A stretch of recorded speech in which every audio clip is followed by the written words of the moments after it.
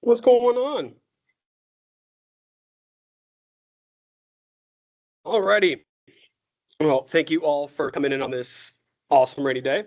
And those of you jumping online, today we have, as always, office news, company news, things going on. Our affiliates will be talking. And now I'm going to go over how to build content for your neighborhood, and then how to optimize your Google business page. And then lastly, we have Cody Reddy with Keystone Basement Systems. We'll be doing his presentation, everything they have to offer. And he has some food he's got setting up over here, cookies and all different kinds of stuff. He's still unpacking stuff, so feel free to get over there, eat that stuff. And if you're coming in the office, you're online, we'll put it in the kitchen after for you to grab. Alrighty. All right, first up, the man, the myth, the legend, Larry Levinson, our IT guy. He's going to be going over Mimecast. Okay, so what I'm here to talk about is spam. No, I don't mean canned ham either. Spam is email that. What a jokester, huh? I just was sinking down to your level. So spam is email, unwanted email, and we have a spam filter. You guys are probably familiar with the junk mail folder that's in Outlook, but there's actually something that the email goes to first. It's called Mimecast. So Dana's got the Mimecast personal portal tile here. He's going to show you, and you don't have it on that screen now. Oh, what happened here? Yeah, it's on here. What? Okay. But anyway, what Mimecast is, it's a filter. It looks at every email that comes in and out of our system, and it looks for things that you don't want. It looks for viruses, it looks for phishing attacks, and it simply looks for unwanted emails. So let's go to get to Mimecast. You go to desk. So let's see if I can pull desk up on Dana's machine. Here we go, desk. And you'll see the Mimecast personal portal right here. It may not be right at the top. Dana had it up there. You can also search for it right here if you find an app. If you just type in MIM, anything you want to search for, you just type in the first and you'll see it come up. Okay, so we're going to go into Mimecast. And so we're going to log Dana into Mimecast. So Dana, you may have to hit your phone. Well, I was already in it. Yeah, but it's logging me in again for some reason. So go ahead and accept it on your phone, please. I'm sorry for everybody. This was on, wasn't it, before? Yeah, where's our IT guy? I'll fight with it later. Okay, so we're going into Mimecast, and what Mimecast does is anything that's unwanted, things like it thinks might be sales or other junk, it's going to hold it instead of sending it out to you. And it's going to hold it for 14 days. So right here, we've got various things that came to Dana's account that Mimecast didn't like. So let's just click here just to see what it is. And this is a real estate school. Now, if this is something you're looking for, let's say you've got an agent outside the company or somebody in the company who uses a personal email instead of their CB Realty or Pittsburgh Moves. Actually, I had one this morning. Those blocked by Zeta. If it's blocked and you can't find it by checking the junk mail folder in Outlook, this is where you look. And let's say this CBT Alliance is the email that you're missing. The agent said, "Oh, I sent it to you. I didn't get it." So by clicking on it, you can see a preview, and we're not going to scan through the preview. But what I want to call your attention to is this little thumbs up at the top for release email. When you click on it, it gives you three options. One is release message, and it's exactly what it sounds like. It releases the message and it sends it to your mailbox, so it'll be there. If it's somebody you're doing business with regularly, instead of just doing that and having to continually check for them, the second option is release message and permit sender. What this does is it releases the message to your mailbox. It also then tells Mimecast, this is somebody I want to receive emails from. So yeah, that one's safe to use. I would not use the third option, which is release message and permit domain. And the reason I don't want to use that one is because that means anybody with a Gmail, let's say we'll use Gmail as a domain. Anybody with a Gmail account, if you do a release and permit domain from somebody with, let's say, a Gmail account, that means anybody with a Gmail account can send messages to you and Mimecast will not block it. So you don't want to do permit domain. I could see something like, let's say, zip forms, letting them, permitting the domain for them, but I would not, under normal circumstances, I would not use permit domain. So this is pretty straightforward. I don't think should be any real questions unless, of course, Kevin, what's up? I knew I could see it in your face. You were thinking of questions.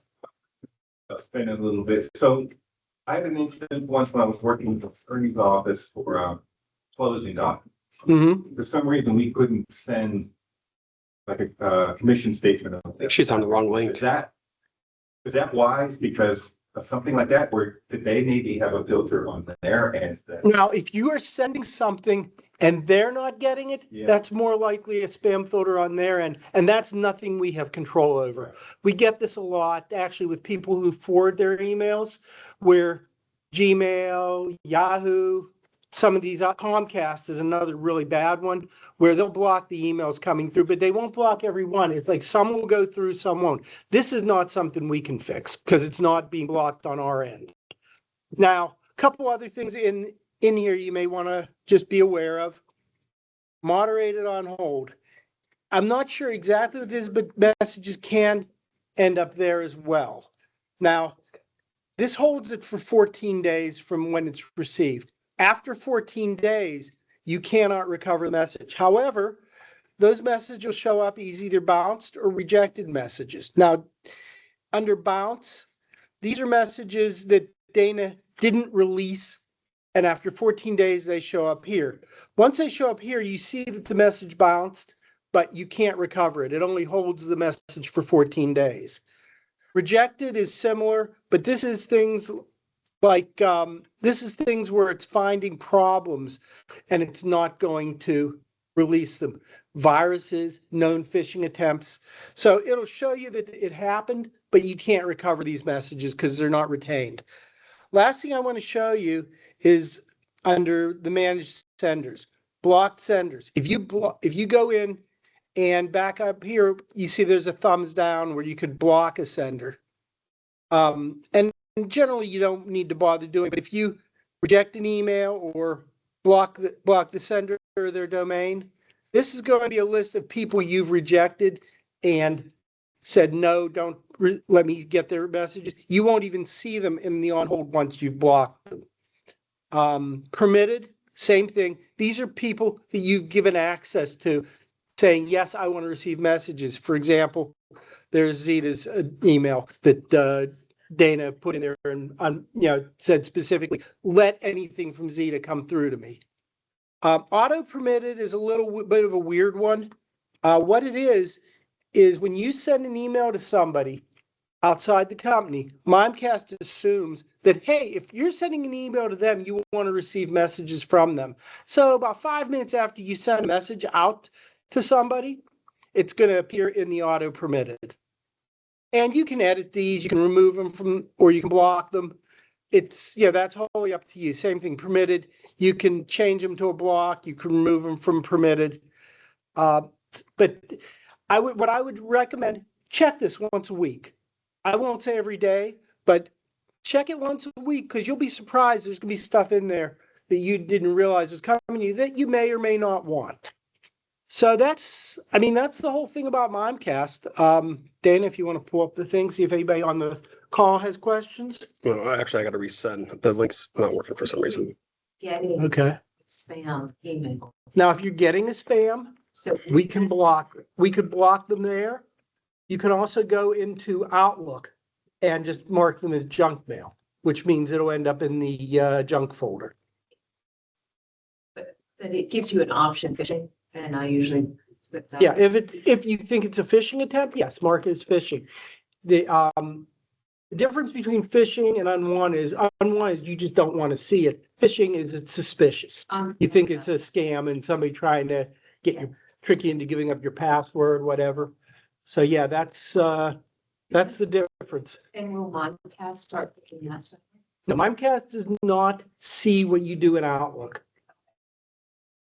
And I would generally block them in Outlook. That way it's easier access to the junk mail folder. But just be aware Mimecast exists. It checks your emails first before they come to your mailbox. So if you are missing something, we had somebody a week ago reached out to me because she was missing emails coming from I don't know if it was the buyer or if it was another agent. But, she went in, found them, they were there, she released them, said, now she's not having a problem. And that's the thing. The other thing to keep in mind with Mimecast, that is only external emails. If you're sending to another agent in the company, from a Pittsburgh Moves or CB Realty account to somebody with another company email, Mimecast does not get involved in that at all. Those messages never leave Microsoft's email system, so they will go to you. What about Mimecast not letting me click through? Like, I'm trying to click through to my markup. This is the example. So I have the email that comes into me from Market Leaders, which is my CRM. I try to click on. And it does not let you open the link. It will block suspicious links. I don't know if there's a way to unblock them by yourself. Generally, if you've got something that you know is definitely legit, open a ticket with the help desk, give them that link, give them the website, maybe even forward that email. Once you talk to someone, you may have to forward that email so they get the link. And then our engineering team can look at it and determine if it needs to be unblocked. They can do it. I can't. You may not be able to bypass that. Thank you very much, Larry. Appreciate it. Oh, you're welcome. In that regard, if you by mistake block someone, can you unblock it? Yeah, you go back into where it said block. You go into there and you'll see the email address, and to the right, you'll have an option to delete them from the block or to unblock them and say specifically you want them to come through. Okay. Are you welcome? Now, if anybody comes up with any problems or questions after the fact, call the help desk or call me. You might get them faster, might not, just depends on where I'm at and what I'm doing. But I can work with you if you need to. If I have to, I try not to do this because I'd rather you guys go in yourselves and do it. But I do have some admin access to it where I can't look at your email and see the previews, but I can go in, I can see you getting something from somebody, I can see what's coming to your mailbox. And if need be, I can either release them for you, or if I have to follow it up with one of our email engineers, I can't. But help desk is usually your faster result for this stuff because there's a bunch of techs who answer those calls directly. Right? Thank Thank you. you very much, sir. Oh, you're welcome. All right. Have you guys ever seen this slide before? You haven't, but I've shown this maybe the last month. And because some people are still messing it up. Just another reminder, any changes at all to your deal. Commission, closing date, sales price, credits, concessions, the buyer, the seller name change, anything like that, please do a My Deals change form, correct it so then they see it. If anything like that, do a My Deals change form. Okay. And then for the CDA, there's, which is, you guys know you're not doing commission statements anymore. They're doing them for you. Okay. It is, new people doing new jobs, so some of it's going a little bit slower than we expected, but they are learning their new positions and stuff like that. Please bear with them. It's important for you be easier for them to get all the information out. If you can put in the closing company and who your closing officer is when you're doing your My Deals, that's really important. If they're using another closing company, if you're on the list side and you're not sure, before doing this, just reach out. Hey, can you let me know who's doing a closing company? Can I have their information? If not, you have to go back in, do a My Deals change form and put in who that is so they know who to send that CDA out to. That CDA, the commission statement, is going to be sent to you. It's supposed to be sent out 2 weeks before closing. If that's not happening, please let Susan and Ricky know, the staff here, that you're not getting that 2 weeks before closing, so they know, hey, what's going on. And then, like I said, My Deals change form, I already went over that. Anything there's changes at all, please start using that.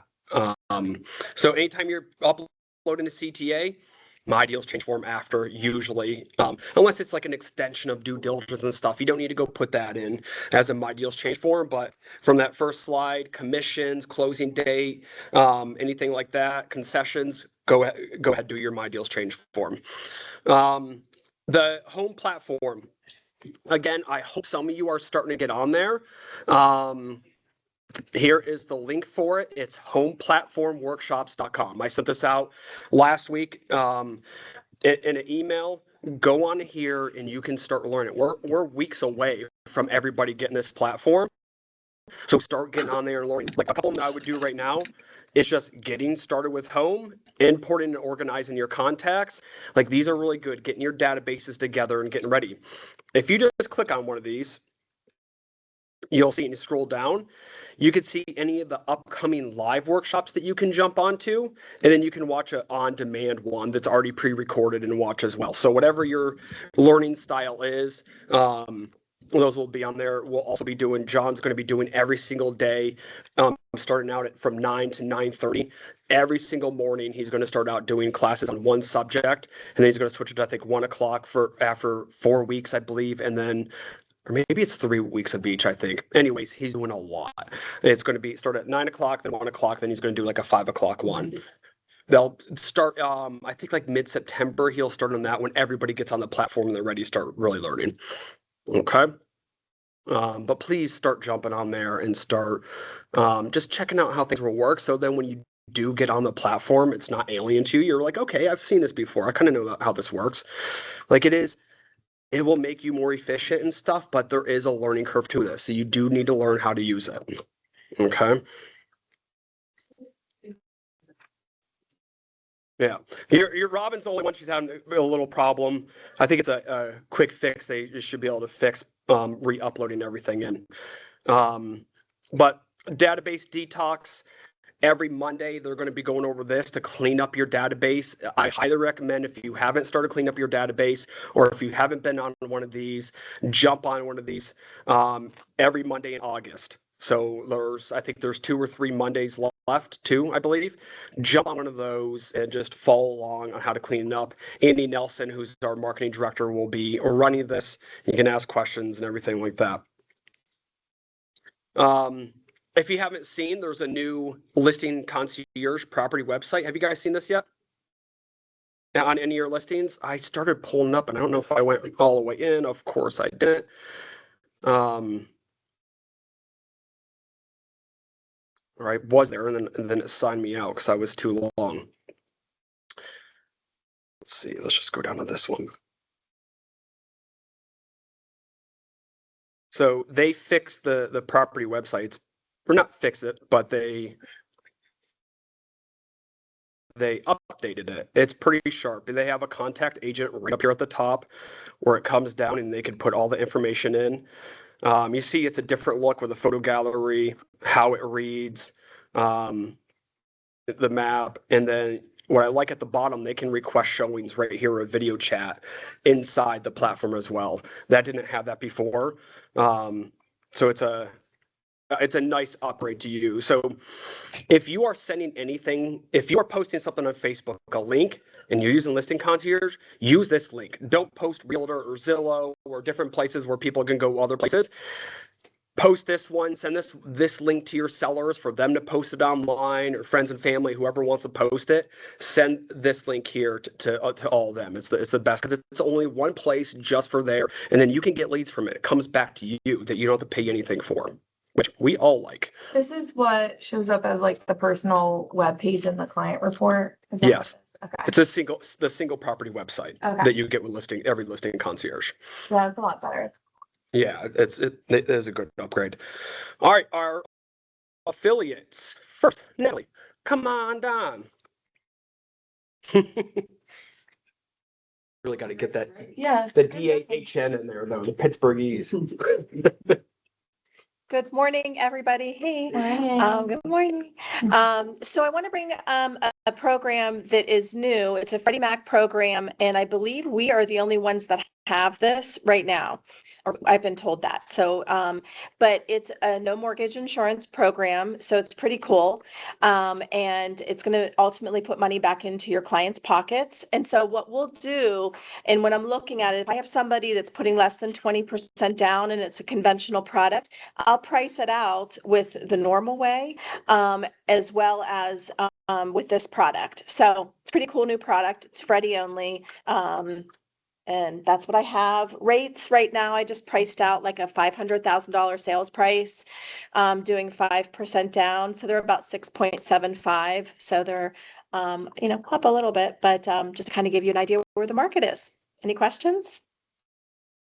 So, Yeah. what's the advantage of this? Are you paying, or the disadvantage? Are you paying a higher interest rate because you? Yeah, the program's a little bit of a higher interest rate. It depends on the down payment and your credit score, how much of a difference it is. So we need to look at how they're going to be making their payments on a monthly basis versus, because if they're going to be putting like extra on it or things like that, then that comes into the play of how they're going to save money. So I want to look at that compared to just the normal vanilla mortgage insurance. And of course, the higher the credit score, the lower that mortgage insurance is. So, you know what I mean? Sometimes this program is going to make a bigger impact. It actually doesn't disappear, just under another name. So it's not mortgage insurance, but you're right. You have to do a fancy schmancy program to avoid the mortgage insurance. Right. So yeah. So just another way to look for saving money. Thank you. You're welcome. All right, for Assurant, we just had them in last Thursday. And one big takeaway, a lot of the information, marketing stuff, putting it in orders and things like that, the agent portal. You could just go on there. If you just want to Google Assurant real estate agent, go ahead and sign in, create your account, and then it's an easy way to go make updates and things like that inside the agent portal as the one place that sits. It seems like it's working a little bit better than putting it in through My Deals right now because there's a lot more information that they need after. And it seems like on here you can do a lot more all at once and then see what the pricing is and everything like that. Go ahead, Sandy, I'll let you. All righty. Went past. Sorry. Jen King. Hello. Good Hi. morning. Hi. I just had couple updates that I wanted to go over with you guys. The first one, the Snap app that we use to do the quick title estimates, we found out the app is being phased out and will no longer be available to us probably by the first to second week of September. This was not our decision. This is something that was decided due to the merger with Compass. However, at least for right now, until this changes, the website is still going to be available. So we can do all of those sheets through the website. The website is keystoneclosing, all one word.com. Dana informed me this morning because we were going to pull the website up so you guys could look at it and I could show you exactly where to go to do the calculators. Apparently it's under maintenance. So I will be keeping an eye. How we want to show it. What? I said, of course, right when we want to show it. Yeah, that's usually how things go for me. Yeah. So I will keep an eye on that when it's up and running again. And I can send a quick email out to the office again with the website address. But we will always be able to do the fee sheets. So I don't want you to worry. Just because the app is going away doesn't mean I still cannot send those sheets to you guys. Dana touched on this earlier with the way the commission statements are being handled. Andrea and I had a discussion about it, and we decided there's no point in us asking you for the commission statement right away, because I know when you send over a deal, we get it opened, when Andrea sends out her initial email, she always asks for the commission statement, and that's just, she does it just to keep herself on track with how she handles her files. So we had a discussion, and she's not going to be asking for your commission statements anymore. The only time, and Dana, we can, if you don't like this, but we were thinking the only time you will hear from Andrea in regards to a commission statement is if it's getting closer to closing and we don't have it right away. Now, I also know that Susan wants to know about these. So Andrea's going to be keeping, I don't know how she's going to do this, but that's why she does her job and I do mine. She is developing something that's going to show her when we're 10 days away from closing. And if we don't have it, then she's going to alert me, and then she'll probably reach out to you. And then I'm going to let Susan know as well that we don't have it yet. So just to let you know, if you get an email from us asking for a commission statement, you didn't do anything wrong. It's just we don't have it yet, and we want to make sure we close on time without issue. And also, just another thing, when selecting a closing date, which you guys are really awesome about, just remember that Fridays are usually the heaviest closing day of the week. I've also noticed that you guys are really awesome with not waiting until the end of the month. I think I'm one of the few escrow officers that has, knock on wood, pretty easy ends of the month, because we seem to be getting all our closings done within those first couple weeks. But just, keep in mind, Fridays are busy. I will do everything I can to close you on a Friday, even if I have 5 or 6 closings. And then one other thing, I'm actually off next week. I will be off all next week. Some of you know this. I haven't really talked about it to everybody, but my son is leaving for the Army on August 24th. So I am taking next week off to spend time with him before he leaves his mommy. So I will still be looking at emails. I will still answer phone calls, text messages. I just wanted you guys to know, just because I'm not there doesn't mean you can't get a hold of me. So Enjoy your time with them. What? I said enjoy your time with them. Well, he's going to enjoy his time with me, whether he likes it or not. But yeah, so I just wanted to let you guys know what is going on and why I'm not going to be around next week. But still, you can always get a hold of me. Does anybody have any questions for me about anything? Looks like we're all good. All good in the hood? All right, guys. Thank you so much. I really appreciate it. All right, thank you. You're welcome. All righty, let's get into the social media tip of the month. All right, so we're going to go over creating a neighborhood guide, and families will save. So they actually sent this out, and I kind of built stuff off from that. We got to be careful. At first, the whole thing was everything family friendly. You still have to be careful saying stuff about family stuff. Even if you don't have a listing, if you're doing marketing stuff, you still have to be careful about fair housing. So a lot of stuff, everything I show you in here excludes families or talking about, individual people, anything like that. So just be careful with that. So I took this slide that they sent out to some of the slides they want us to use, and then I build off from this of things that we can do. So create a neighborhood guide people will save on Instagram, Facebook, different things like that. You want to become the local resource. Show your audience what it's like to live in a certain community you serve. Some of the different features you can do: local community events going on, the different parks and playgrounds around, libraries, farmers market, weekend activities. If you have a niche or something you like to do, good hiking trails in a certain area. I like to play pickleball. These are the places to go play pickleball. Like whatever it be. Think about things that you could do in your neighborhood. Use AI for what are all the different things that someone can do in McCandless, and then go out and we're gonna go over how to shoot stuff for that. So you could take one afternoon, one day to go. So you don't need a videographer. You just do it right on your phone. Pick a day to go do it. Just pick one neighborhood. Don't do a township or a whole zip code. We're going to concentrate on one place that someone might want to live. Shoot 8 to 10 short clips. A park, the main street, coffee shop, the playground, the outside of the school, something like that. I recommend photographing the sign of the place that you're kind of showing off in that community that you're doing. And then you could just write 3 quick sentences per each spot of what it is, why it's there, and why locals like to go there.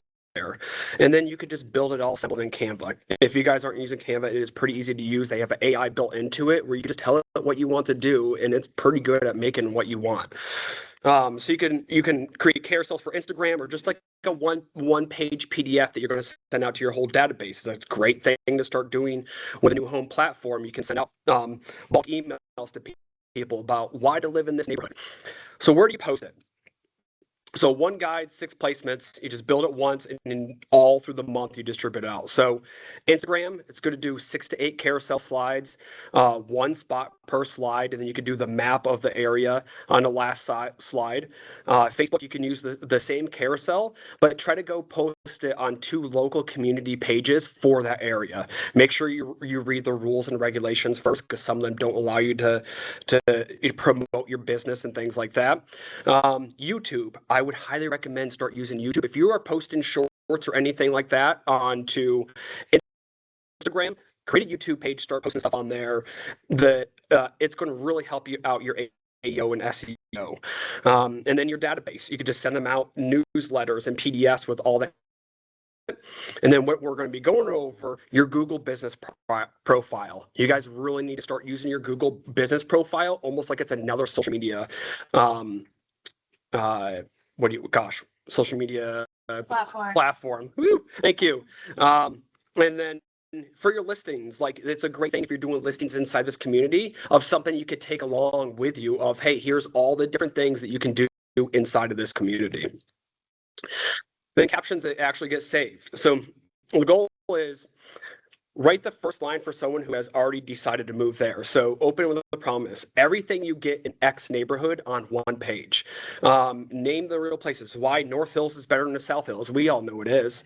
You know, it's so much better with traffic and everything. It just is. Why X neighborhood is why you want to live here. And then 1 question at the end, you can ask the locals. Hey, locals, what did I miss? What do you like to do here? It's great to ask questions in your content. It gets people to engage a lot more. And then a soft call to action. Save this for your next move. You know, it's great if they DM you, but if the more they save your stuff, the more you're going to start popping up.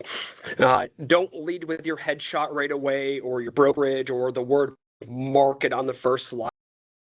Just do it with the neighborhood. Like, it could be Bellevue with, you know, the picture down the street or something like that, and then you go into the next things.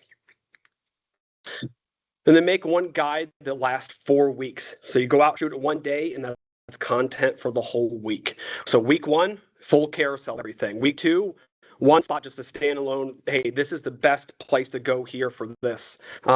Week 3, just a 90-second walkthrough of the community and showing off the different places. And then week 4, you can ask, what neighborhood do you want to see next to show off? Okay. And don't be worried about, oh, someone just did this in their neighborhood, another agent that I just saw. You guys all see each other's stuff because you're real estate agents, you're in that same realm, but most of your sphere of influence aren't seeing everybody else's stuff. Okay. So if you see someone else doing something that you really like, steal their idea, go use it and make it your own. Okay, don't be worried that someone did it then and now I can't do it. Like, all the people aren't seeing it that are in your sphere. Then describe the place, not the people. Fair housing applies, again, like I said, to Instagram and anything else, just like the MLS remarks. Say what's there. 4 parks, 2 libraries, a Saturday's farmer's market. Don't say who it's for, not family friendly, or perfect for young couples, great starter homes, safe neighborhood, walk to church. Be careful with fair housing. You can name the schools as landmarks only. Don't say they're a top ranked school, or it's a good school or anything like that. Saying it's safe and quiet is, again, another opinion. And you got to be careful with that, with crime and stuff. And if the phrase describes a person, just rewrite what you're describing for someone. Okay. All right, now into optimizing your Google business page. Who here has a Google business page right now? All right, so we got about half, a little bit more than half. More and more I'm seeing agents are getting business off of their Google business page. A lot of people are saying this is like one of the #1 places outside of your, because your sphere sometimes might even look you up too. And if they come up and you don't have a Google business page with reviews, maybe, and they're not that close to sphere, maybe they'll go with someone else that does come up. Okay. So highly recommend go on, start your Google business page. It is, if you want to grow organically and be seen out there, people are searching you or searching for top agents, please start or go on and build your page. So think about your profile as a storefront for you. Your people search you, that's when the first thing comes up. It ranks separately from your website. So they call it the map pap. When you search someone who's the best agent in X area, you'll come on the side of the top agents. So I'm going to go over how you show up there and what to do. It's a lot of times where buyers and sellers decide of who they're going to choose just from that Google business page of what comes up. So photos, how many reviews you have really count. And they get rated compared to side by side to every other agent shown. It's free, which is great, but a lot of agents neglect it. A lot of the profiles people will set up, but don't put all the information in there. When you go in there, anything it asks you that you can put in information on your Google business page, go in there and fill it out. So be the agent Google is confident enough to show. If you only have a little bit of information on there, not a lot, you are not going to come up. So make sure it is all filled out. So let's do these 8 steps in order. It's important. First, claim and verify. If you own a listing right now, maybe you've neglected it. You have to go back in and say, I own this listing. Sometimes you have to re-verify it or just create a new one. Get the basics exact. Your name, your phone, hours, your service areas, categories, and service. Tell Google what you actually do. Write the description, 750 characters that sound like you, not like AI. Load real photos in, which we're going to go over. Who you are, your listing, sold sign, open houses, neighborhood, FAQ, stuff like that. Build a review engine, be asking for reviews. Post weekly up there, just like it is another social media platform. And then own a Q&A and messaging that you can set up on there as well, which we'll be going over. All right, so first, claim your profile. Search your own name plus the city. If the listing already exists, which some people do and they don't even realize, click own the business. You don't want to create a duplicate of what you already own. Sign in your Google account that you'll keep for years. Don't use your Pittsburgh moves, which I don't think you could do anyways. You have to have your own Google account. But are we going to go to Google? Have you heard that, to Gmail? I'm praying we do. But when we do, don't use that as your Google business page. Create your own personal one for yourself. And then you have to verify by either a video, phone, or postcard. The easiest thing, you go onto the Google business page, you click, I'm going to do a video, and then you have to, I just did this the other day because mine still says realtor, not sales director. You have to go film out there, come in, show you where you sit, you put your business card on a desk, and then you get verified. Sometimes it takes a couple times to do this. Google has a lot of people doing this, so it kind of stinks sometimes. I'm hoping my first time doing it and getting a switch works. But if your brokerage already lists the office address, you could still have your own profile as an individual agent, but use your own name and your own direct phone number. Don't use Coldwell Banker's phone number as your main phone number on there. And then make the basics exactly right. Then don't change them after that. So your business name, your real world name as it appears on your sign. Jane Doe Realtor, that's fine. Or Jane Doe Best Pittsburgh Realtor, Cheap Homes could get you suspended if you're doing too much in there. So keep it a little bit shorter. You could even do Jane Doe Realtor North Hills, that's fine. Or the brokerage you work with. If you put North Hills in there, when people start searching North Hills, you're more likely to come up that way. Phone, make sure your phone number is the same everywhere that you have it, because how SEO and AEO polls, it will go look for you from all the different places that you have your phone number out there, make sure on all the different profiles, Zillow, Realtor, Homes.com, any different place that you have the same phone number for everything, and make sure that your name reads the same way in every single place too. Okay, on your Instagram page, make sure it will say Dana Kuhn Realtor. On my Google business page, it's going to say Dana Kuhn Realtor. Make sure they all match. You're going to pop up more if they all match like that. And then put in your service areas. Well, hours. Actually put in when your hours, when you're going to be doing it, when you're available, and then your service areas. Don't do a whole area or state. Google's going to not have you show up on there. Do your put in that you want to work at, that you really are going to be selling in. Do that as your service area. Don't do all of Allegheny County. Okay. Consistency rule. Name, address, and phone number must match. Like I said, character for character everywhere. Mismatches make Google less confident in your listings, and confidence is what is how they ranking, or how Google ranks them. Right. Pick categories the way Google reads them. Primary category, you'll be a real estate agent. It carries the most ranking weight. There's other things you could choose on there. I would choose real estate agent. Secondary categories you can do. I'm a real estate agent consultant, property management, which we don't do here. I wouldn't choose that unless you do it outside of here for something. Or if you're a commercial real estate agent, you can add that in there as well.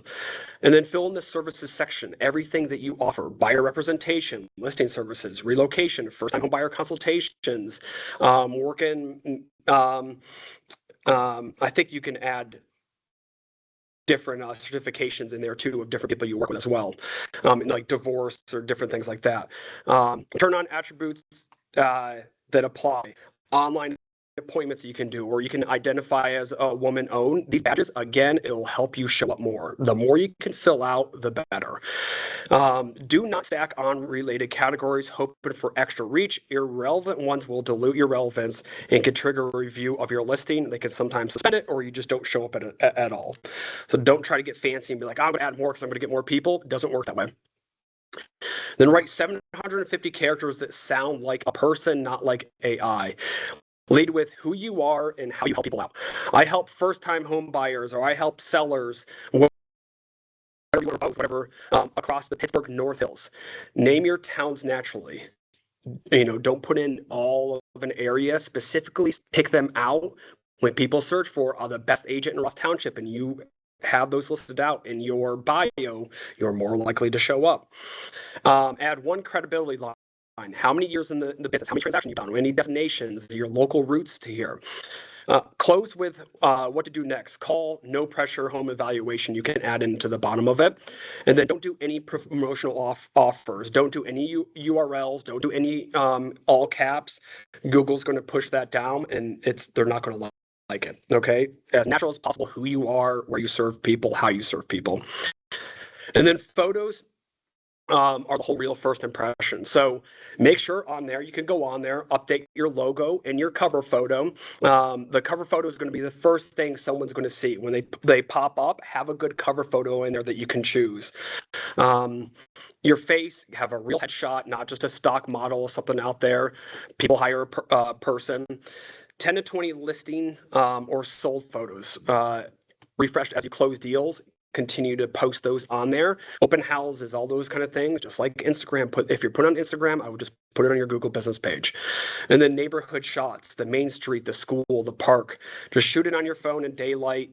Just go out when you're. And I wanted to pair this with the how to shoot for a neighborhood, because you can just use it all in here. And this is really what's going to help you be found when you're doing neighborhood local tours and guides and stuff like that. It will help you be found more organically.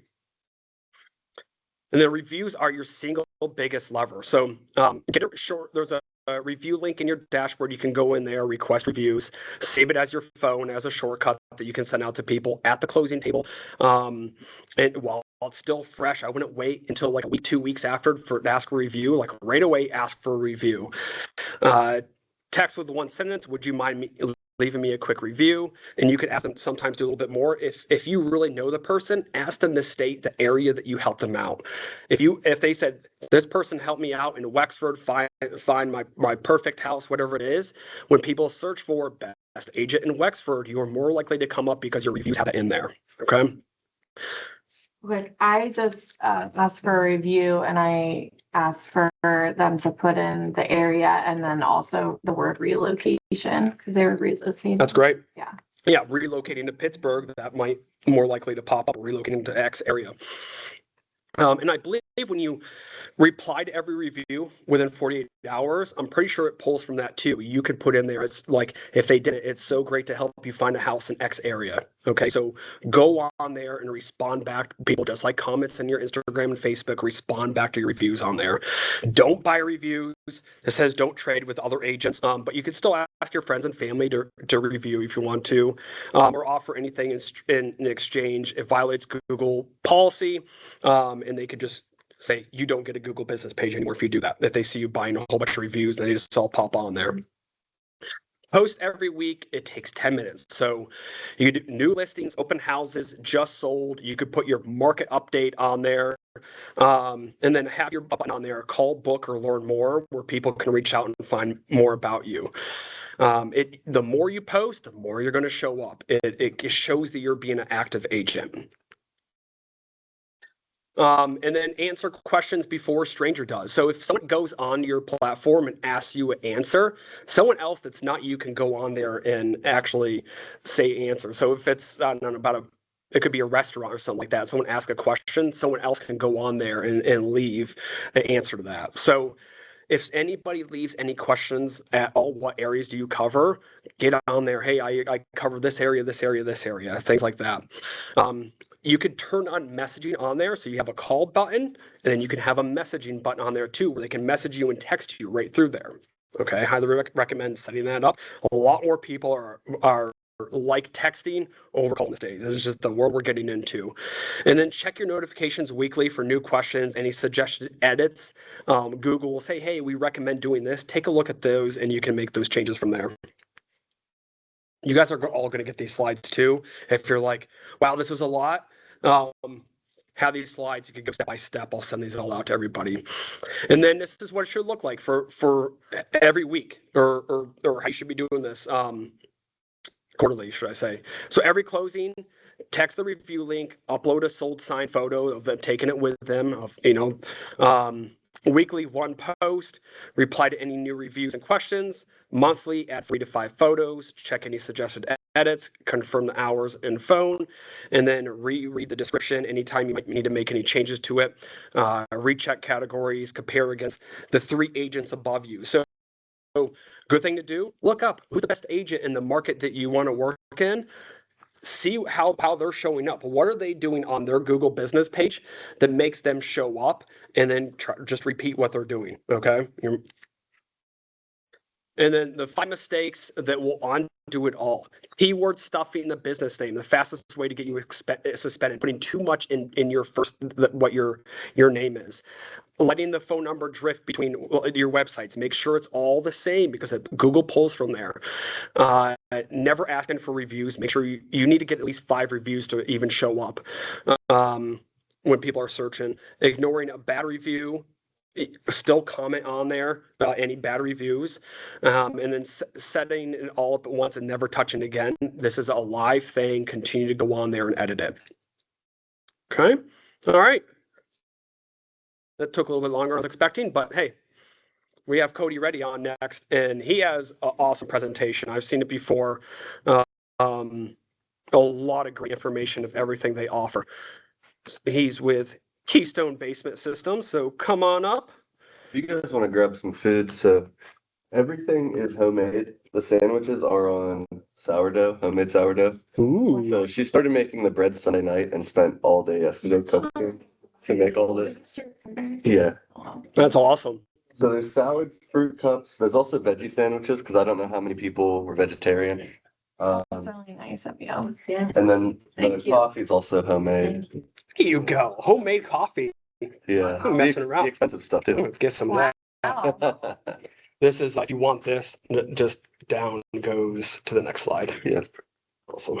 Yeah, but definitely feel free to eat and take all of the extras home. I already grabbed a sandwich, so this last time there were none left. So there's turkey clubs on jalapeno cheddar and also on white. And then there's chicken salad on cranberry cinnamon sourdough. Wow. Yeah, I'm building another kitchen in the basement for her. Yeah, so first I have to encapsulate my own crawl space and move all of my basement into there so that I could build a kitchen in the basement. It never ends. It will pay off though. Yeah, especially once the youngest is older and isn't torturing her the whole time she's trying to cook.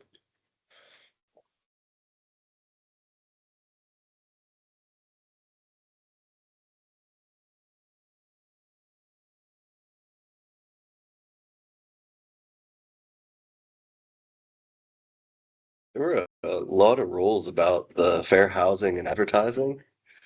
It's like, Yeah. you gotta keep a list printed out next to you of what not to do.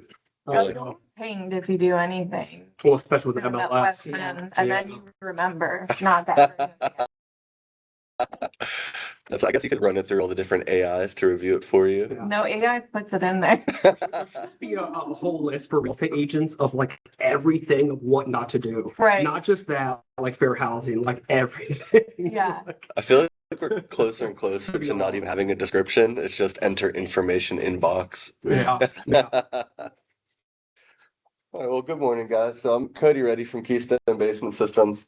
I'm the manager of the real estate response team. A few years ago, I used to say that, and it was just me on my team. But now I have 3 other people. So I have a nice young lady out in Murraysville, over in Steubenville, so I don't have to drive to Ohio. I got another guy here in Pittsburgh because I had too many appointments still. And eventually I want to get someone in Morgantown, and then I'll never have to leave. Like I have to drive out to Indiana today because everyone else was busy, and I thought I had built my team so I didn't have to do that anymore. But we'll get there. So we have the real estate response team here at Keystone. I have a little bit of an agenda for us now. I like to fly through certain parts of this. I don't want this to be a boring vendor presentation. I'm not trying to hammer you with a ton of facts and information. I could get really nerdy about this stuff for hours. I don't want to do that. The main goal as we go through this today, I want you guys to look at this and consider, how does this help me with my clients and how does this help me close? So I want you to think about it personally and selfishly. How does this apply to me? Everything else is just sprinkles and whatnot on top. But the real goal here is to make sure that we get to closing and have less terminations and better listings. So today's agenda, a little bit about us, Keystone and myself personally, the services that we provide, things to look for in a house, and then at the end, what is the real estate response program? So Keystone Basement Systems, we've been in business for 23 years, coming up on 14,000 homes that we repaired.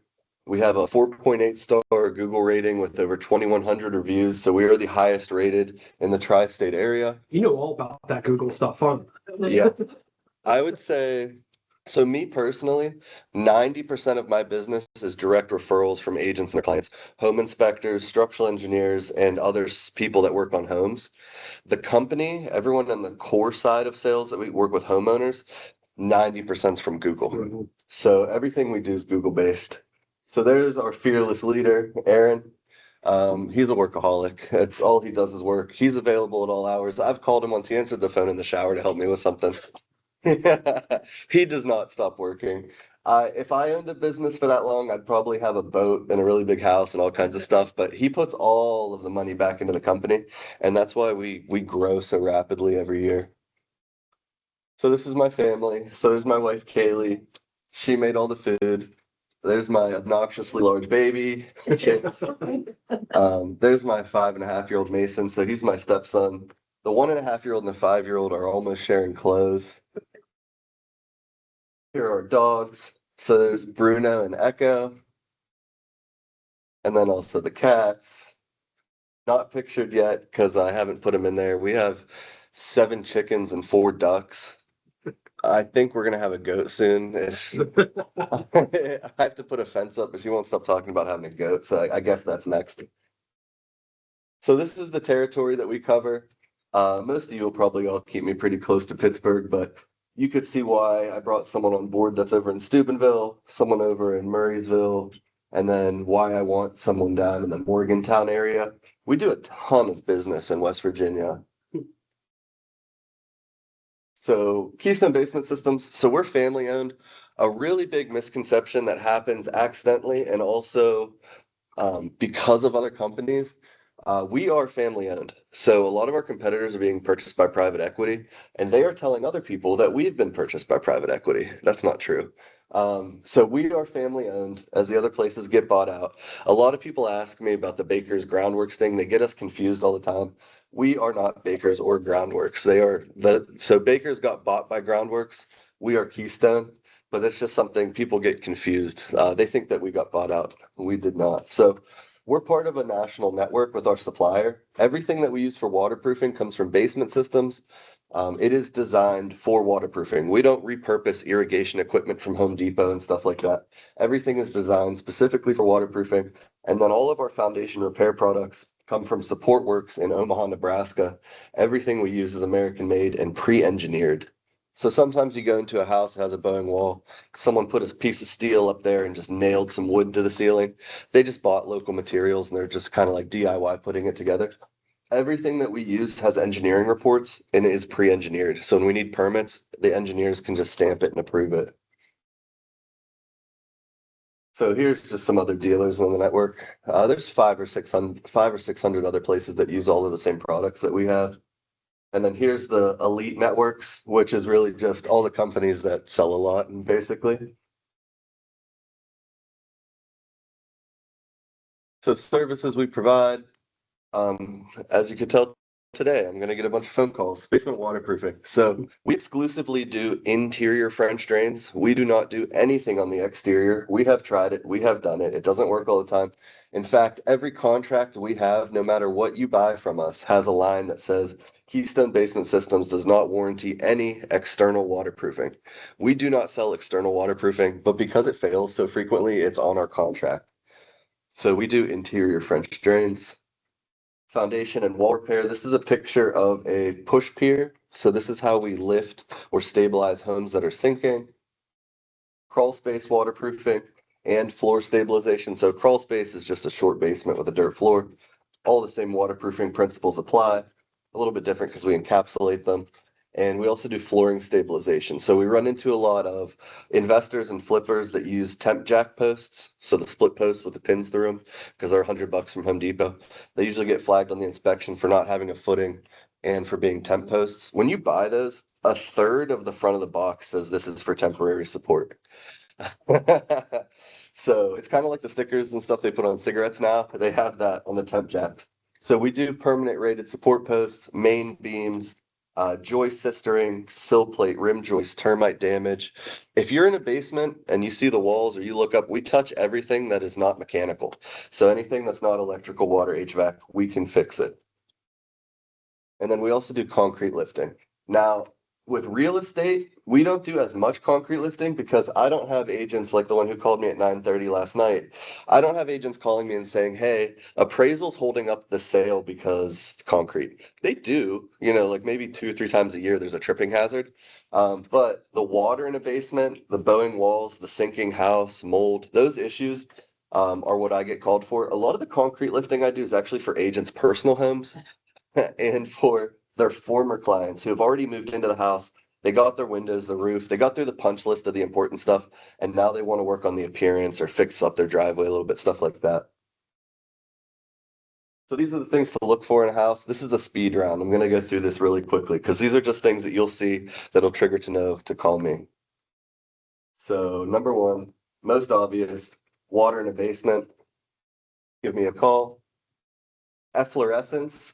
Not to be confused with effervescence. That's your seltzer drinks, your Trulies and your hard ciders and such.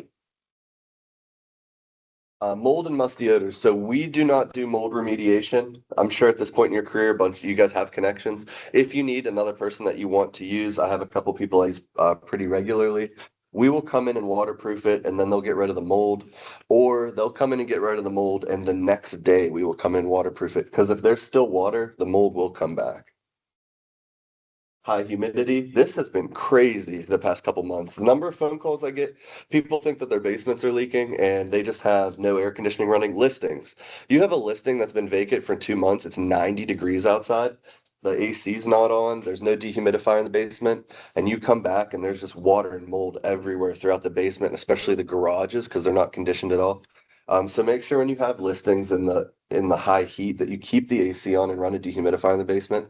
It will save you so much hassle of not having to call me and the buyers ending up getting expensive quotes for waterproofing when it was really just high humidity. So damaged tack strip under carpets. I use this constantly. I love unfinished basements because I don't have to tear out people's walls. I don't have to tear out their floors. And also I can see everything. When you go to a finished basement, if it has carpet, I immediately pull out my needle nose pliers. Now it depends how they did the carpet. You go to Fox Chapel, we have a $2 million house and it's tucked under the baseboard. I'm not going to go ripping stuff out, right? But if they loosely put it onto the tack strip around the edge, I'll go to the corners, check the middles, and I can just push the carpet back. No one can tell I was there, but I'll find puddles, termites, other bugs. And you look for that tack strip. Does it look like it has seen water recently? I've pulled back the carpet before and there's just dust because it has completely disintegrated. So it's a good way to check for moisture in finished basements. Also, just a side note, don't rely on every moisture meter reading that you guys see. If they come in with $1,000 FLIR camera and tell you have a moisture issue, that's cool. But a $40 one from Home Depot, I've had so many of these home inspectors said there's 90% moisture in the walls, and then you move the moisture meter over 2 feet and there's nothing. Don't rely on them 100%. Your senses will pick up. Like, does it smell musty? Is the baseboard damaged? Is the paint peeling? Are the walls warped? Don't put all of your eggs into the moisture meter basket unless they have the expensive professional equipment. So any of those issues we can help. So this is an example of us putting in our interior French drain with the vapor barrier. So we use extruded pipe, attached flange. If we can put them in on the moon, I promise we can keep your basement dry. So crawl spaces, the less crawl spaces you send me to, the more I like you. I'll still go. But I'm not a really tiny guy, so sometimes it's hard to maneuver in there. I don't know if you've ever seen a dog get like wedged between a couch and a coffee table and has to like scoot. That's me trying to get through here. So all the same issues that you would see in the basement: water intrusion, efflorescence, mold and musty odors, falling insulation. We no longer do fiberglass in the floor joists. It holds the water. It loses its thermal barrier. It conducts moisture. It grows mold. We remove all of the fiberglass and we do a rigid foam panel on the exterior. So we want to change the thermal envelope of the room. We want to treat your crawl space more like it's part of the house and not part of the outside. So we'll come in, remove all that insulation, and we'll actually insulate the external walls. So here's some people's favorite slides. If you have water, you're going to get insects. This is a good way to tell. So October, November, December, you're going to do a walkthrough of a house. It's a lot harder to tell if it has a moisture issue than right now, right? If you see a ton of spiders and bugs everywhere, they have to live on water. So that's a way that I can tell in the winter months how wet a basement gets, is how many spider webs and bugs are down there, because they need a moisture source. Now, if you have insects, what wants to eat those insects? Mice. Yeah, we got rodents. So as cute as that little guy is, and maybe I put him in a cage on my kid's dresser, I don't really want him running around at night while I'm sleeping. That's why I have 3 cats. And then snakes. So I've only run into like 1 live snake. I have come out of crawl spaces covered in the skins, but what I've run into the most, families of chipmunks, families of squirrels, and possums. Nothing is more frightening than the face of a possum. When you're like army crawling and you shine the flashlight and they got their mouth open, you know, they don't want you there as much as you don't want to be there. So Meanwhile, they're like the most harmless. yeah, and the most frightening. Yeah. And I'm like, I won't bother you, buddy, but we are going to come in here and have to make your home a little cleaner. So cracks in drywall. The reason that this is in here is because floor support is part of the crawl space slides. So if you have cracks in the drywall in the middle of the house, over the main beams, or anywhere that's not the exterior of the home, you might have a properly an unsupported main beam, or your joists could be over capacity if they're overspanned, or maybe I did the drywall work and that's why it looked so bad. So weak structure, these old Pittsburgh homes, we run into incredibly wide spacing between the support columns. We have the locust posts, the trees holding up. They're susceptible to moisture and termite damage. We have all kinds of stuff. I saw a house, part of their floor system was being held up with the metal from a stop sign. So I had to replace that. So Do it yourself, Mike? yeah, right off the side of the road. So we can replace those supports, get them closer together so they're not overspanned. Like you could see the bow in the middle of that main beam. And if we have to, we can also replace the main beams. I had one with termite damage so bad I could fit almost my whole hand into the main beam of the house, and an engineer said it was acceptable. It was not. We fixed it. So again, you get the chuck in a truck or the DIY. Hey, you're on Facebook. I need someone to come fix my house for $200. My floors are bouncy. All right, I got you. The big thing with crawl spaces are like people cleaning your gutters. If you're not going to go in to inspect their work, you need to get pictures of it. You know, you got to be able to trust these people. Older people with a crawl space, they're never going to see down there. So you never know what some chuck in a truck's going to slap under there and call it good. And you get the tail light guarantee. So this is the most photogenic crawl space any of us have probably seen. So that reflective material, that is a reflective part of the rigid foam board that we use to insulate the external walls. You can see a brown dimple board around the outside. So we do a 3-piece encapsulation, dimple board, insulation layer, and then the vapor barrier. When you guys go to do your walkthroughs or you look at inspection reports and they just throw a sheet of plastic down and it gets sucked onto the floor and then there's water on top, or if you've ever gone to in a crawl space and you go to put your foot down and it's a water bed and you can't tell there's just water underneath.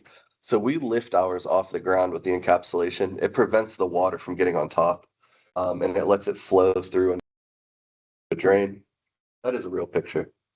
So foundation settlement. These are homes that are sinking. So there's a couple photos here. Pay attention to that small hairline crack versus this much more substantial crack versus yet another substantial crack. Looks fine. That's what the seller always tells me. So, yeah, it's been there since I moved in, but I can tell you've patched it at least twice. So those 3 cracks are varying degrees of severity, but the cost is the same. There's this thought that the worse the problem looks, the more expensive it is to fix with settlement. It's the same solution. It's just how much of the home is affected. Most homes I go to, it's just a corner. At most, it's half the house if it's built on a hill and you can tell it's falling down the hill. If it's more than half the house, from experience, not all the time, it's usually mine subsidence. The only times I've gone into like an entire house is sinking, even the internal walls, is usually mine subsidence. Cracks above garage doors. So this could also be lintel failure, the piece of steel that holds up above the garage door, or that main post between the garage doors could be failing. If you call me out, I'll come shoot a laser and figure out which part of that is actually failing. Cracks in stucco. I've been in thousands of homes. I've only been in a couple that have stucco. But it's just another symptom of the settlement. Porches and stoops pulling away. Additions, front porches, most common settlement. Anything built after the original structure, I have to fix the most often. Tons of porches and additions. They settle at different rates, soil compaction, whatever the case may be. But if you have, often we'll see a line separating the original home from the addition. And sometimes people put spray foam in there, or they've tried to like just push mortar into it to try and fix it. So we can stabilize that from falling away. Cracks in drywall. So if the cracks in the drywall are around the windows and the exterior of the home, especially if it's all in one corner or all in the same wall, those can be signs of settlement. Sticking windows or doors. I got called out to a house that was like 4 years old. As soon as I pulled into the neighborhood, I knew they couldn't have had a problem. But I got called, the inspector flagged a window that wouldn't open and this little hairline crack in the floor in the basement and told these people that the house was going to collapse, basically. I went out. The window was just broken. It was a brand new window. It was just broken inside. But if you go around, if you go to open the windows all on the same wall and you can only get them up a couple inches or like halfway before it feels tight, and the windows are out of square. That can be from settlement. So any of those issues we can help. So earlier there was a picture of a push pier. This is a helical pier. We use these mostly for light structures, the porches and additions that are pulling away. So if half my job's waterproofing, the other half is walls that look just like this. So horizontal cracks, usually around the frost line, diagonal cracks and poured foundations. In the thousands of homes I've been in, I've had to fix 2 homes with poured foundations. So if you're gonna build a house today, what does that tell you? Get a poured foundation, if you can afford it. And this wall is very quickly becoming a new exit to the outside. You're gonna see daylight here, birds chirping. As long as the wall is not on the floor, I can still fix it. And I'll show you some pictures of how we do that. Is that in a garage? This one, Yeah. I don't remember. Most of these pictures are my own, but some of them were like. I think that's one of my that I sent over to you. So I can still fix this. Now, sometimes with detached garages, so like I live in Brentwood and there's a bunch of houses around me in Brentwood and Baldwin that have 120-year-old garages that are just collapsing. I will tell people when it's worth just tearing down and putting some gravel to make a parking lot.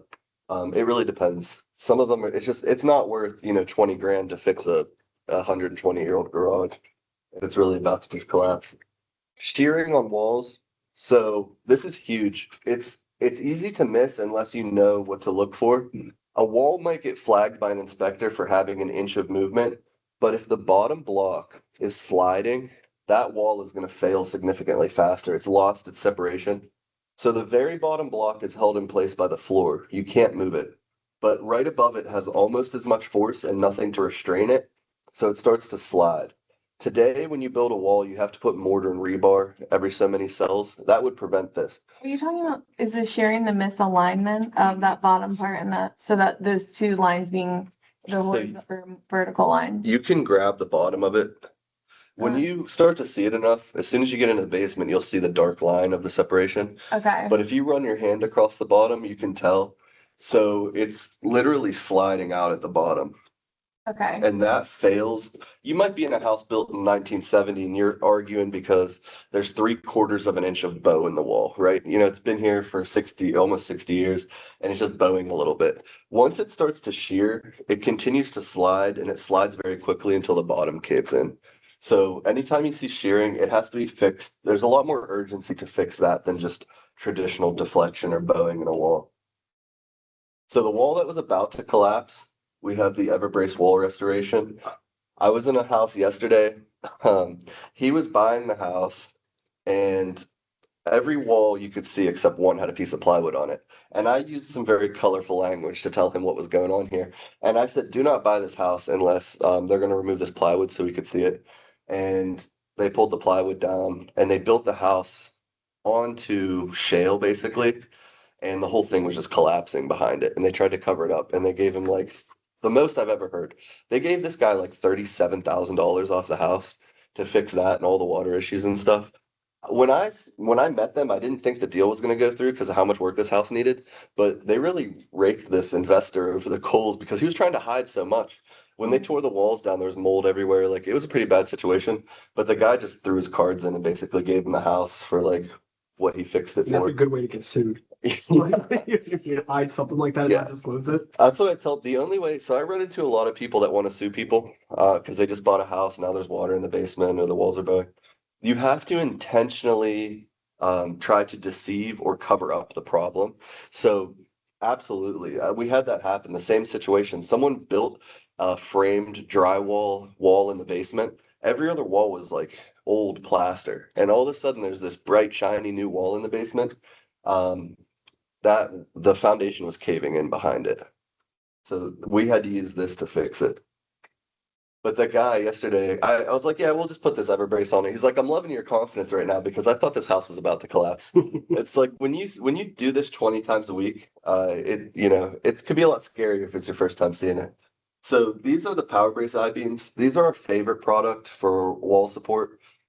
Galvanized steel inside the house. A lot of people usually just hear of wall anchors.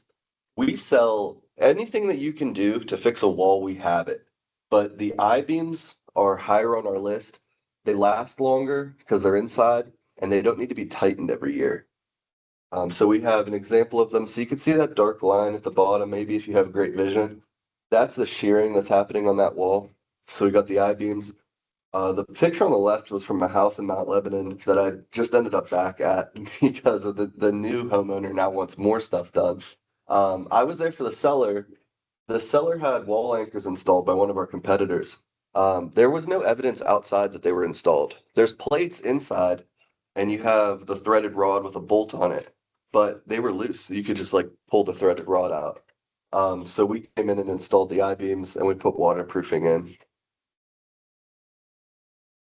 So here are some examples of wall anchors. There's the C-channel plates that we use, and then there's the standard wall plates that you guys are probably most familiar with. We usually use them as a last resort. It really depends on, so this house on the left, all of his utilities and ductwork and his chimney, everything ran through the ceiling there. So we couldn't use the I-beams without spending thousands to move other stuff. So we use the wall anchors. The one on the right is actually helical tiebacks. There's a mountain and a tree right outside of that wall. So you can't dig down to put the wall anchors in. We actually opened up a hole in the wall, and those helical piers, the big corkscrew that was going into the ground, if you turn that sideways, you can use it to restrain a wall laterally.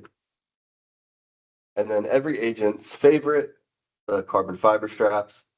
So these are the least expensive way to get a lifetime warranty. They are the least invasive, the least frightening for new buyers to see. They can be painted over. The only downside, if they cannot be used on walls that have more than 2 inches of movement or if they have shearing. We have to go to steel products. But every time an agent calls me, no matter how bad the wall is, they tell me, I need you to put straps on this wall. And then I get out there and it's about to collapse, you know? Do those work? Because I've been told that they don't work very well. So they have to be, so I'd say like 10 to 15 years ago, people were installing them without top attachments. So we grind the wall down, roll the epoxy, roll the carbon fiber strap, roll more epoxy. Well, the engineers figured out it needs to be restrained at the top and the bottom. So we use collar ties that attach the top of the strap to the floor platform. And then the bottom block, as long as it's buried by the floor, that bottom block is an anchorage because it can't move either because the floor's there. When you have people that do like DIY, it's hard to trust. So like I have a personal friend of mine, I went to look at his family member's house, told him they needed straps, and then he just called me to tell me his nephew's doing it. Now, I'm not pushing back on a friend of a friend, right? You know, but he's trying to sell his house. That's why he wants the straps. So I can already see in my head the buyer coming in. When did you do this? Last week. Who did it? My nephew, right? Like, where's the warranty? You know, like, did they use pre-engineered products? You can do it wrong and they will fail. So you have to have good products and you have to be properly trained to install them. But by all means, they're fantastic. So back in the day, we used to break the blocks out and manually feed the rebar and mortar into the wall. Those were called internal wall pins. And then the engineers were using these for aircraft, skyscrapers, and other stuff. And one of the engineers realized that they could be used in homes. So the spacing is to mimic as if there was mortar and rebar in the wall. If you do them properly, we offer a lifetime warranty. So if you buy them from us and they fail, we have to come fix your wall. At that, you paid the money you were promised something, we'll come fix it. So whether or not something works also comes down to the warranty and who's providing it. So any of those issues we can help. And then sinking concrete, this is very straightforward. If you have concrete, not asphalt, not pavers, if you have concrete, sidewalks, patios, driveways, we can lift it up. Now, if it looks like someone dropped a bowling ball on it and it's shattered into 1,000 pieces, you need a new driveway. But if the pads are still largely intact and they just need lifted and the joints to be sealed, we can absolutely fix it. So like this is a good example. Concrete's still in good shape, but it has sunk and those joints need to be sealed. And then we would also go and power wash this and reapply a topical sealer to try and prevent the water from getting underneath. Driveways, walkways, any of these tripping hazards. That looks like it was supposed to be a step. It was not intentional. My mom just tripped over mine leaving at like 3:30 in the morning. for Virginia Beach. It's up like maybe that much, and she caught it. It went down a waffle. We call it Might have to have you come look at that. we call it the grandma's Christmas ruiner. Yeah. So sidewalk cracks, cracked uneven garage patios and slabs. And then again with the stoops. Now, these are case by case basis. It depends how they were built and configured and what the lay of the land looks like, whether or not we can lift it. Pictures are also deceiving. I had an agent send me a picture and can you fix these stairs? I said, absolutely. Let me go look at it. I got out there in person and they were just like done. They were forever gone. I was like, I'm sorry I told you that. The pictures are deceiving. In the photos, it looked like I could fix it, but this needs replaced. Void erosion. So if you could see daylight underneath or if the measuring tape fits underneath, it'll start to sink. We do a lot of void filling. So any of those issues we can help. And then this is the real estate timeline. So this is all about you guys and how we come into play. So number one, you have your prospecting, going to all your open houses, your social media posts, your hairstylist, going to the bar, wine mixers, all that. We got to find clients. And then the client's favorite part, searching for the home. This is when they're sending you Zillow and Redfin links and responding to the emails that you're sending them with your own MLS listings, and asking you if you're free on Wednesday to go look at 6 different houses that they think they love.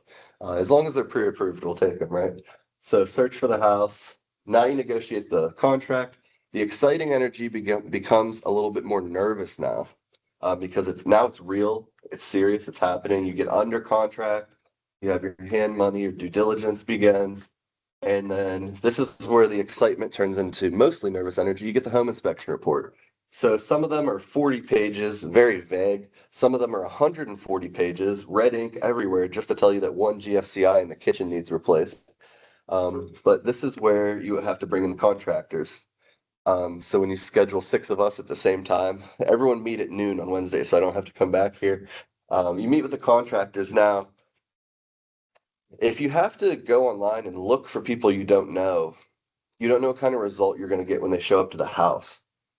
So you start to review the quotes, and I've been in those circumstances. I had an HVAC guy telling a buyer that if he signed today, they could save 10%. And if he signed up for the annual service package, he could save another 5%. The guy doesn't even own the home. But these people are literally trained to just try and sell with like a book that they're given and a script and these different things to go through. So meeting with contractors, reviewing the quotes, who would agree that it's a lot easier to meet with contractors you've already met before or already worked with? So you review the quotes, you do your BRI and your amendments, and then you get to the decision time. So now you're at a fork in the road. You're either going to get to closing or you're going to terminate. If you terminate, we're back to searching for a house. Now as agents, how much do you get paid for all of those steps between here and closing? Nothing. Me either. We didn't close on the house. So what we want to do is we want to get rid of the guesswork of hiring contractors, having them come out and give you $20,000 or $30,000 quotes for a $5,000 or $10,000 problem. And then they come in with the fear-based selling, trying to create a sense of urgency, telling you the world's ending, the house is going to collapse unless you hand me a check today. So we don't do any of that. So because that had been failing for so long with contractors, this genius who's from Pittsburgh that lives in Atlanta now named Patrick, he created the real estate response team. And he is just like the godfather of understanding real estate transactions and contracting. And he's just a wonderful person and a great mentor. So he created the real estate response team. We understand the delicate nature, the emotional nature, and the timing, the speed required for real estate. So our program, there's never a fee. So we don't charge a fee. Some of our competitors started charging $80 or $100 to come out because they were not fostering relationships with agents. They were treating every real estate transaction like a normal homeowner and just like trying to hit a screw with a hammer. And then when it doesn't work, they're like, well, I don't want to waste my time. And it's also a way to deter agents from calling them without telling them no. You don't want someone to call you and ask for a bid and you tell them, no, I'm not coming out. But if you tell them, okay, it's going to be $100, it's like a gentle way of getting them to stop calling you. So we never charge a fee. We just want to build relationships with people, and we just ask that you act as an advocate for us. So there's a lot of times where like taking a credit versus like being able to escrow the funds, or just making sure that we want to be your go-to person for basement stuff. Like everyone has a go-to HVAC, electrician, painter. We all have that person. We just want to be your person. So we don't charge a fee. Only stipulation with this, unless you really bend my arm, uh, we do not do walkthroughs for buyers that aren't under contract. I've done it almost 100 times. Maybe one person ever closed on the house or made it there. We're very busy. So for buyers, they have to be under contract. They have to seriously want the home. Last time this happened, I drove to Steubenville, gave them the price of what it was to fix. The client looked at the agent and said, okay, where's the next house? So I just 3 hours round trip, an hour at the house, and he just walked away. He wasn't tied to the home, wasn't in love with it. He wasn't serious about it. So priority appointment scheduling, the agent who called me at 9 o'clock last night and desperately needs me to be there at 7:30 tonight to look at this house because it just went on the market like a day ago and there's 8 offers and they want it. Priority appointment scheduling. If you call the office, you will not get that. You have to call or text me directly. I always promise to be there within 24 to 48 hours. If I can't get there, I now have other people on my team who can. And if you call me for something and they go out, I still review everything that they do. Never a sales pitch. So I'm not there to try and tell you that we're the only company in Pittsburgh. We're the best company in the world. We have the best products. You have to work with us. You make a mistake if you don't. We don't do any of that. I'm more of an order taker. For the most part, agents send me a home inspection, or a BRI or an engineering report, and they say, I need this. When can you come look at it? I love that. That makes my job easy. So I'm not there to just try and sell something. So solutions to meet customer goals, that's the same. No upselling, no scare tactics, no high pressure sales. I don't believe in any of that because, believe it or not, I'm also a homeowner. So I have to hire contractors to do stuff. And I do not want a toxic salesperson coming to my house and trying to stay at my dining room table for 3 hours, beating me with fake discounts and calling their manager like it's a car dealership. We don't do any of that kind of stuff. So I give you the quote. If we want to change the scope of it, we can. But everything is what it is. And then same day quotes. Agents that I don't know, when I get called out to a house, the first question I get asked when I get out of the car, they don't even introduce themselves. They grab me by the shirt collar and they say, when can you get me this quote? I need it tonight. So I always do same day quotes. Sometimes it'll be 10 or 11 at night. I'll text you every time I email it to make sure that you got it. Flexible install schedules. So my customers get priority. We have crews dedicated to real estate work. We leave spots open in the calendar for emergency real estate stuff. And any customers who reschedule, real estate gets first pick at those openings. So for instance, right now we're booking into like mid to end of September, but you need to close in 3 weeks. As long as I have you under contract, we do 20 some jobs a week. Inevitably, 1 to 3 people are going to have to reschedule. I can move you up and I can get it done. So real estate has priority with everything. Work and then get paid at closing if something's under contract. Yeah, you're ahead of me by one, by 1 bullet point. Life of structure warranties on everything. And then the preferred agent program. So I usually charge $9,999 a year to be a preferred agent. Since I'm here today, it's free for everyone. As long as you have my phone number, you're a preferred agent. So fix it to list it. So top performing agents will take me through a house. Some of them will even do a pre-inspection before they list it, but they see the issues, they want to fix them. They go into a house, they want it listed, there's water in the basement, walls bowing. The experienced agents who move a lot of volume, they want that fixed. They don't want to list a house that has issues and then hope to play this game with the credits or like you have a $300,000 house, but we're going to list it at $275, and we're going to try and tell the buyers coming in that this is actually a $300,000 house we listed for $2. It's like buying something on Facebook. If you have it for $300 and you cross off the price and it's $250, I don't see a $300 thing. I see a $250 thing, and I want it for $200. So they're still going to try and negotiate. So fix it to list it. For the people who do not fix it to list it, we have pay it closed. So we offer full escrow. We'll float it. So for the work to be done before closing, this is a huge point of confusion. If you have someone, you're about to list the property, they don't have money to fix it, it needs fixed before you list it, That's not pay at close. Pay at close, you have to be under contract, you have to be clear to close, and then we can come in up to a week before closing to do the work or after, and title will just hold the escrow check. But we don't float it because if they don't find a buyer, hey, we decided not to sell, they owe us all the money up front. If you do pay it close too far out before you're clear to close, and then the bank comes back and there's some weird snafu with lending, and then all of a sudden it terminates. So for it to be really solid, you have to be under contract. And if you want the work done before closing, we can do it 1 week before. We try not to stretch it out too far. Now, there are times where we can change that, but we don't want the seller to be straddled with an immediate bill for X amount of dollars because the deal terminated. But I call it the deal saver. And also, a lot of times the pay at close happens because the people don't fix it before they list it. And the more experienced I am now, I try to explain this to people that are selling their house. A lot of people are like, I'm not putting a nickel into this place. I'm moving. It's not mine anymore. Okay, great. But half the people that want to buy your house are FHA, or some of them are VA. You cannot sell them this house. Everyone thinks that a cash buyer is going to walk in and give them full price for a house that needs fixed. And then they want to do the credits. So then here's the thing I run into with that. So I had a lady listed her house, let's say 300, easy math. I'm there in January, $7,000 issue. Engineer says it needs fixed. Another engineer says it needs fixed. No one wants to buy the house. It's September. So this was last year. So now it's September. She calls me crying. It was an estate, so her brother didn't want to do the work. I don't want to spend anything, yada yada. She said, I'm going to pay you out of my own money to fix this. Our house has been on the market for 9 months, and we've reduced it from 300 to 275. And we have a buyer, but only if they fix it before closing, and I still have to pay for it.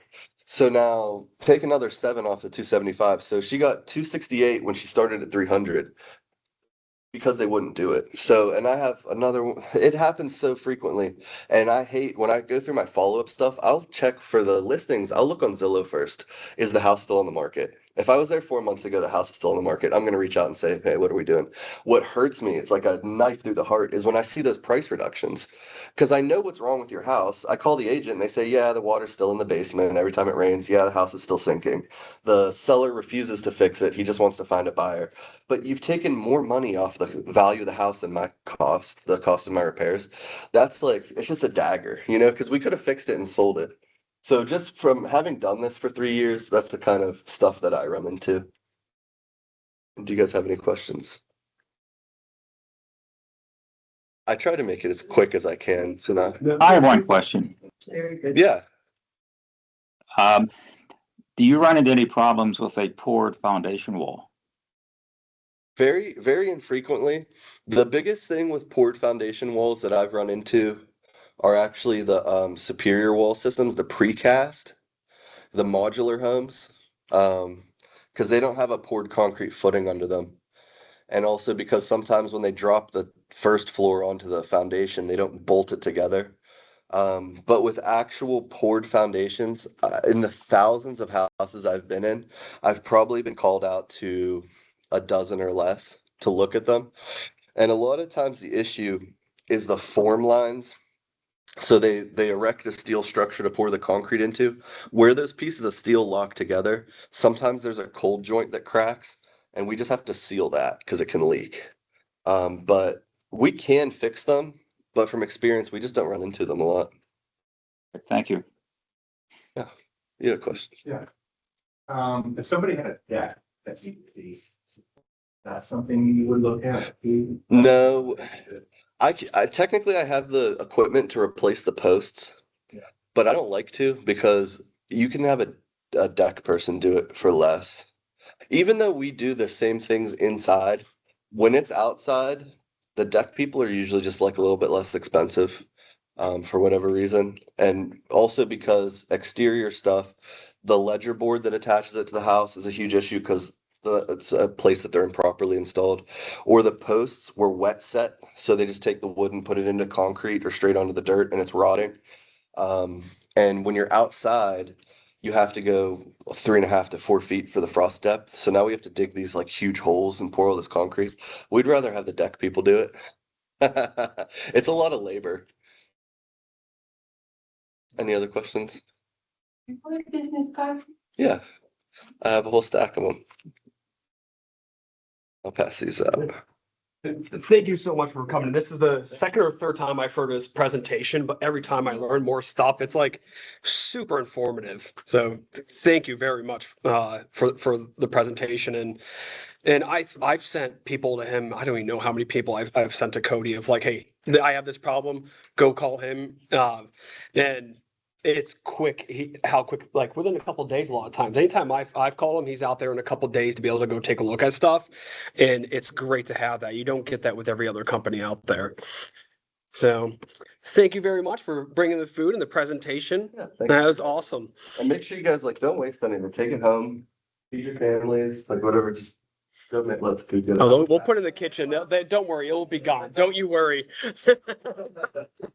I'm a big guy, so I like to see things good. All right. Well, thank you all for jumping online, and we will see you later. Appreciate it.